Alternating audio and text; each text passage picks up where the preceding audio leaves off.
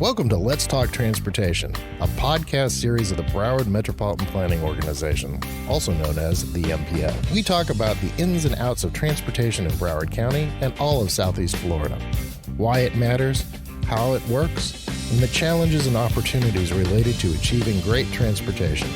I'm your host, Greg Stewart, Executive Director of the MPO, and I'm joined by George LeMieux. Senator LeMieux. How about we put it that way? Welcome aboard, and I'm glad to have you here. A little bit earlier, we were discussing creating, the reason why we were doing this is creating an oral history of Broward. Do you want to talk about your family and how you got to Broward and what cities you might have been involved growing up with and how that took you through life? Sure. Well, Greg, first, thank you for having me and thank you for doing this. This is really important. As you know, I love history. I love Florida history. I've been able to work on 2 books about Florida history. One, Florida Made, about the 25 most important people who shaped our state. And then we have a children's book too called Florida Heritage Kids, which talks about it's a historical fiction, 5 kids at different periods of time and tells the story of Florida through their eyes. So both of those are available on Amazon, shameless plug, Florida Made and Florida Heritage Kids. But I love Broward. When I was in state government, I used to call it God's country because when you're in Tallahassee, everybody thinks everything bad happens in the South. Yes. And I would remind them that we sent them all of the tax dollars and they wouldn't function without us. So I started calling it God's country, which Jeb Bush would always laugh at.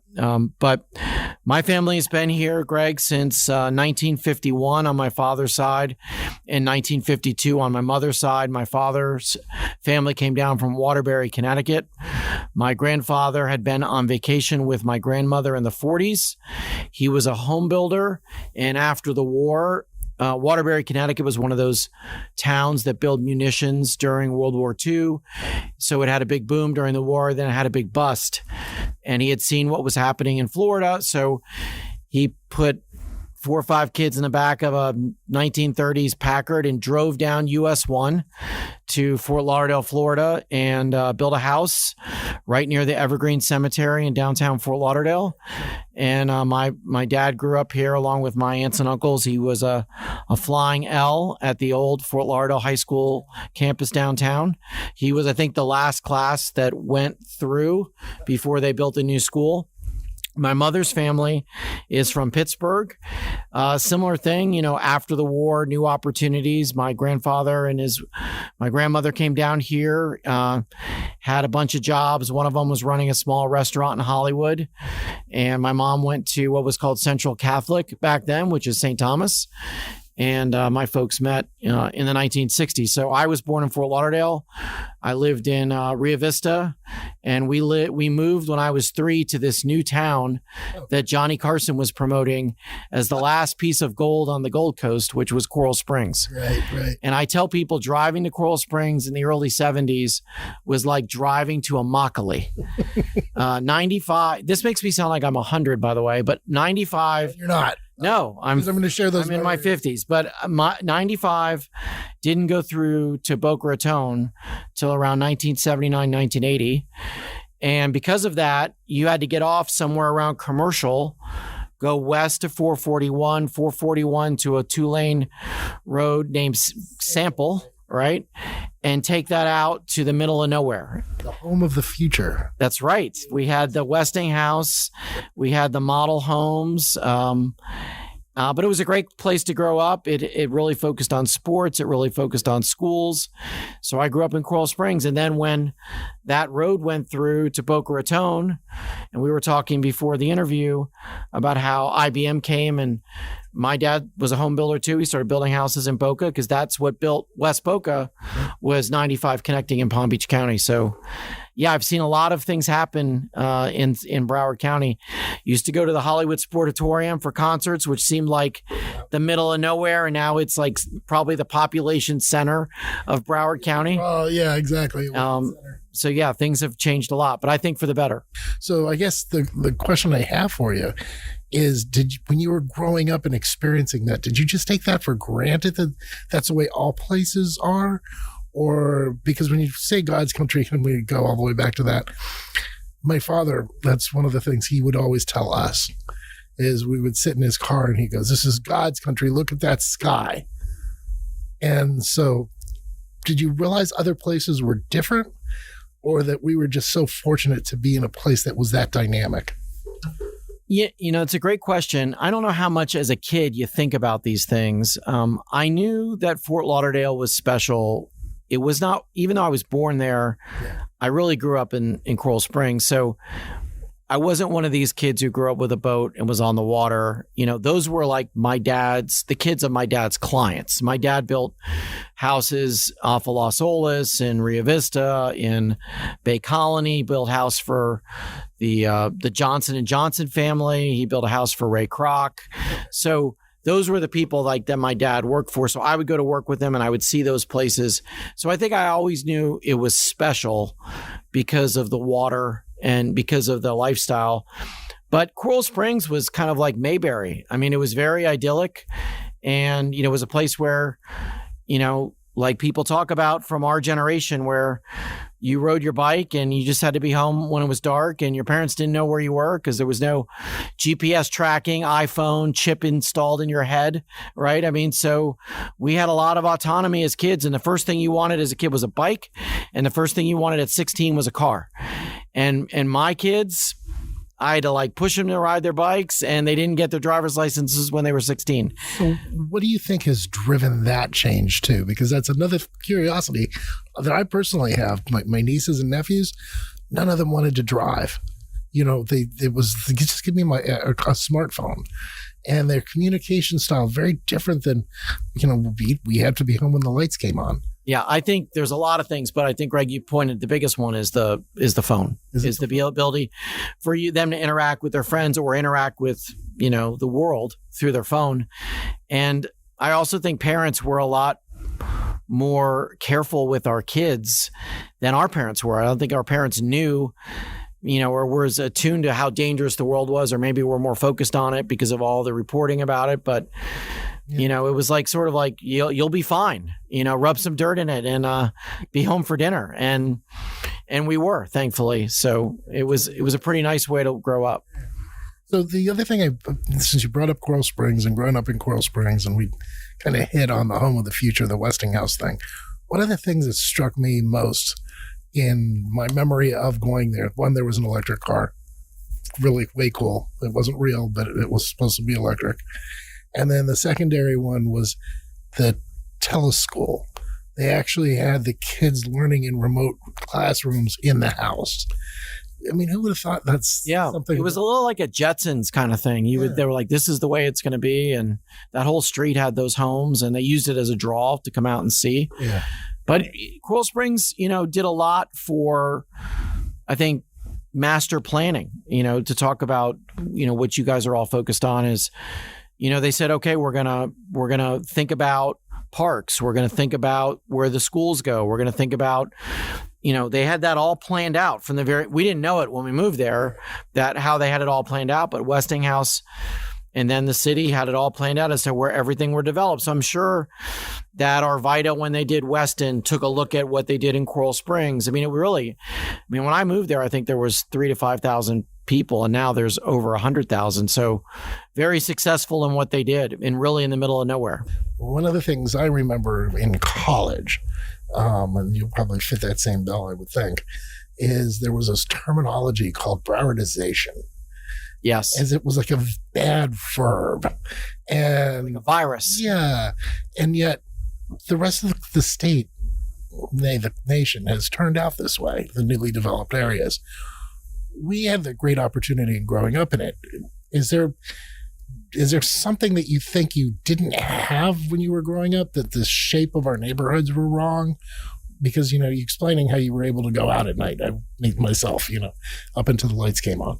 And so the parents, there was never a concern about safety, personal safety, that there is in these reinvented urban areas.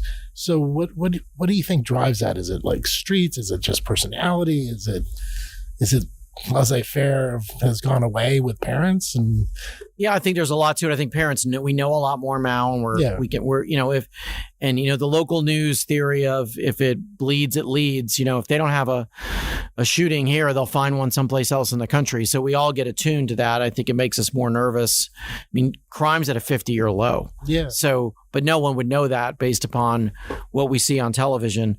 So I think there was a little bit of a naivety back then about the world. I'm sure there was just as many bad things happening, but we didn't know about them.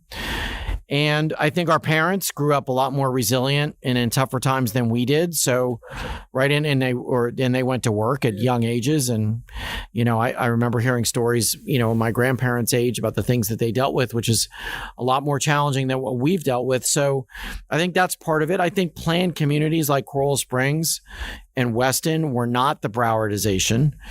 But I do think we grew so fast and there wasn't a lot of planning that I don't think I missed anything. But boy, if I could go back to 1970, well, I would have created more corridors between the East and the West.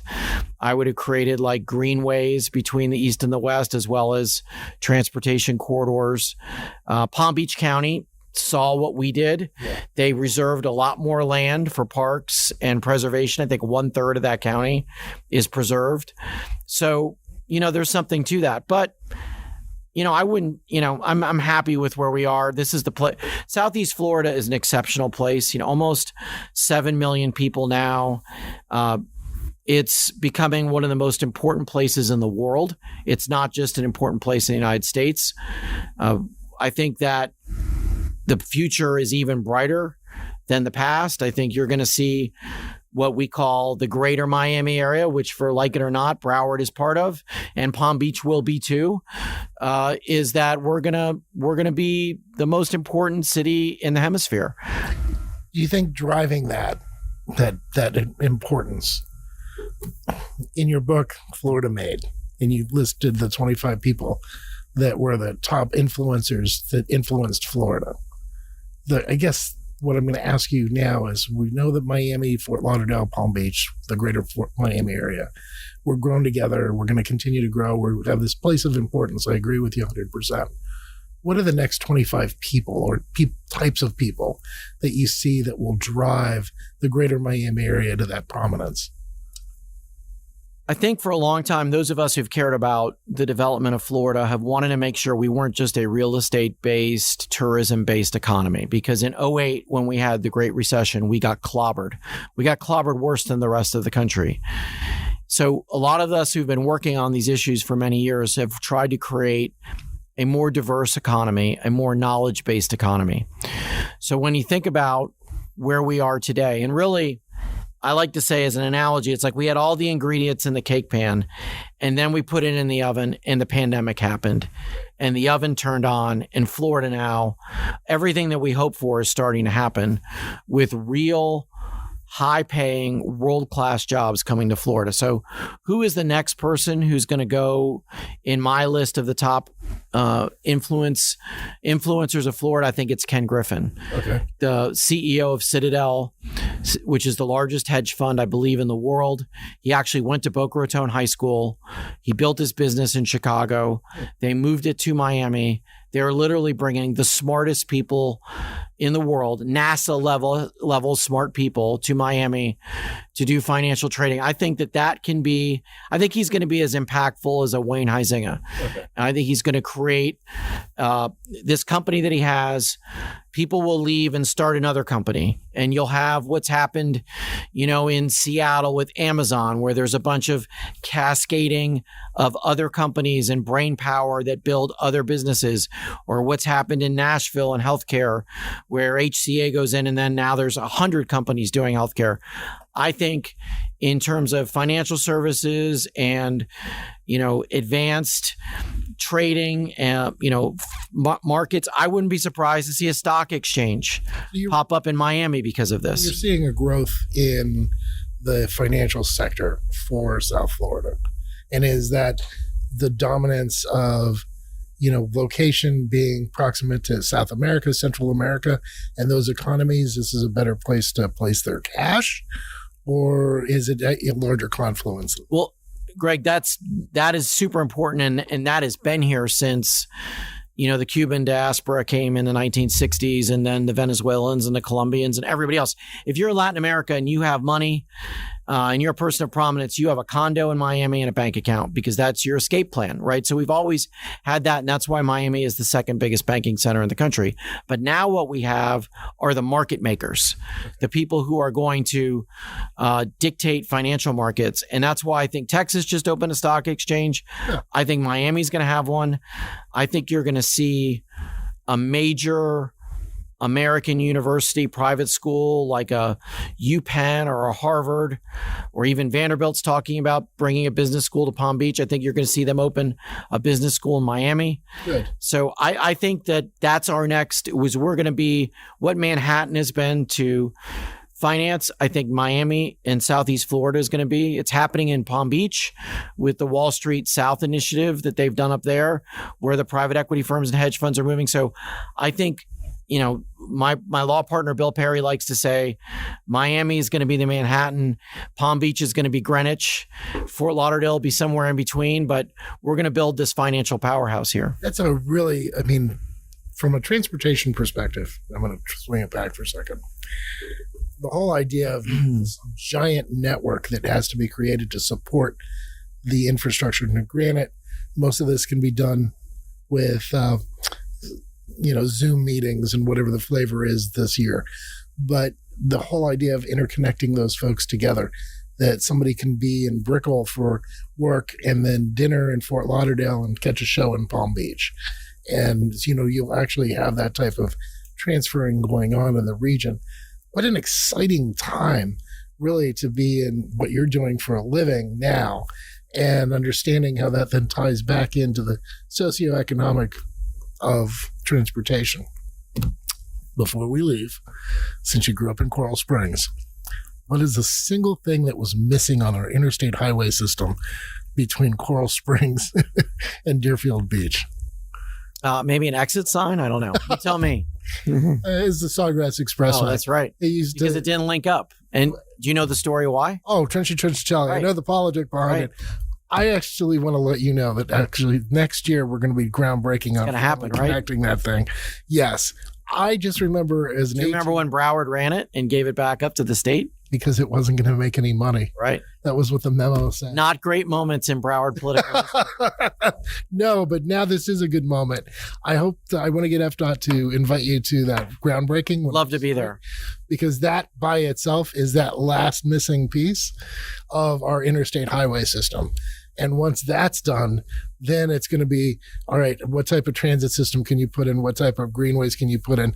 How does that all tie together? But until you finish your foundation, we couldn't go anywhere else. No, and credit to the MPO for the work you do. And, we actually have it pretty well in Broward. I-95 is still a challenge, but we have the loop, thankfully, with the Sawgrass. We have 595. I know Tom Gustafson was a big reason we had that done when he was in the state legislature. We have the Bright Line. Yes. Thank God. That was something I worked on in state government. I wanted to do that for the state. And we planned it all out and worked with Fortress, who owned FEC. Right. Then we didn't have any money because it was 2008. And thankfully, Fortress took it over. Yeah. And the Bright Line now is the best train in America. Oh, yeah. So we're going to then hopefully get the Tri-Rail to run on that South County spur. We have to talk about how we get over the water in Fort Lauderdale. River is a sticking point. But we'll get it done. Yeah, I agree with you. We will. The future is really bright. You laid out a really great economic future. For those of you who are listening, you'll know what the case is, if that's true or not, as well. So in 50 years from now, when this gets played at the Historical Museum, someone will go, listen to those two opining on this. Were they right? I don't know. Senator LeMieux, thank you for joining us today. Thanks for having me. Appreciate it.